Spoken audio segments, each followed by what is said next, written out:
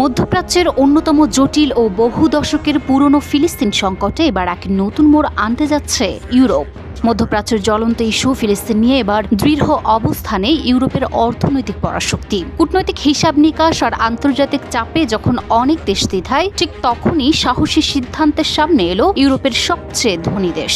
বহু প্রতীক্ষিত এ ঘোষণায় কেঁপে উঠেছে আন্তর্জাতিক অঙ্গন। নতুন মোড় নিতে পারে ইসরায়েল ফিলিস্তিন সংকট। কি সেই সিদ্ধান্ত, কেন এখন, এবং এর প্রভাবই বা কতটা বিস্তৃত হতে পারে?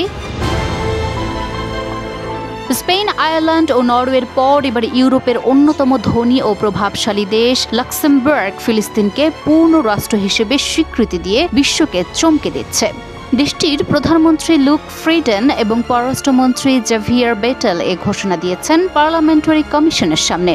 চলতি মাসে জাতিসংঘের সাধারণ পরিষদে আনুষ্ঠানিকভাবে এই স্বীকৃতি প্রদানের সিদ্ধান্ত নিয়েছে দেশটি, যা মধ্যপ্রাচ্যের শান্তি ও ন্যায় বিচারের পথে এক সাহসী পদক্ষেপ হিসেবে দেখা হচ্ছে।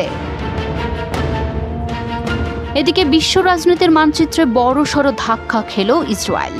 ফিলিস্তিনের প্রতি দীর্ঘদিনের আগ্রাসনকে এখন অনেক দেশই যুদ্ধাপরাধ বলে চিহ্নিত করছে, আর তাতেই একঘরে হয়ে পড়ছে এক সময়ের কূটনৈতিক পরাশক্তি তেল আবিব। একে একে সরে যাচ্ছে ঘনিষ্ঠ মিত্ররাও। এবার অস্ট্রেলিয়া, কানাডা, বেলজিয়াম ও যুক্তরাজ্যের মতো পশ্চিমা শক্তিও ফিলিস্তিনকে স্বীকৃতি দেওয়ার ঘোষণা দিয়েছে, যদিও কিছু শর্ত সাপেক্ষে। তবুও এটি ইসরায়েলের জন্য একটি স্পষ্ট বার্তা।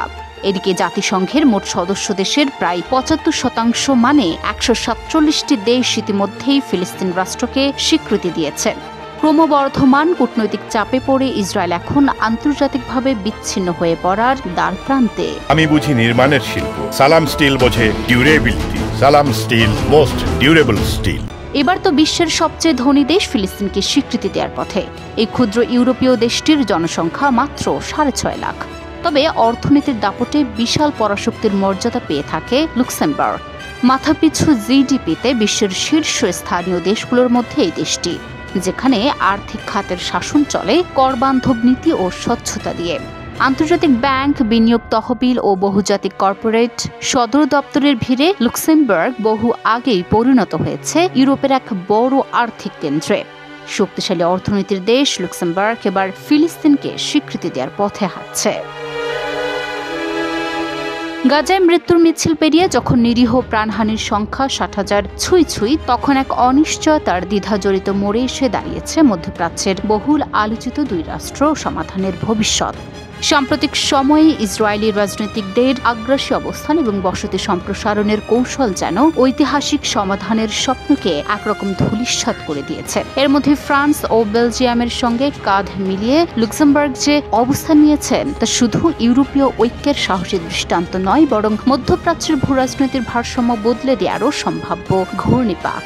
প্রশ্ন উঠছে, এটি কি ইসরায়েলের সঙ্গে ইউরোপের সম্পর্কের চূড়ান্ত ধাক্কা, নাকি ফিলিস্তিন রাষ্ট্র প্রতিষ্ঠার পথে এক নতুন ভোরের সূচনা?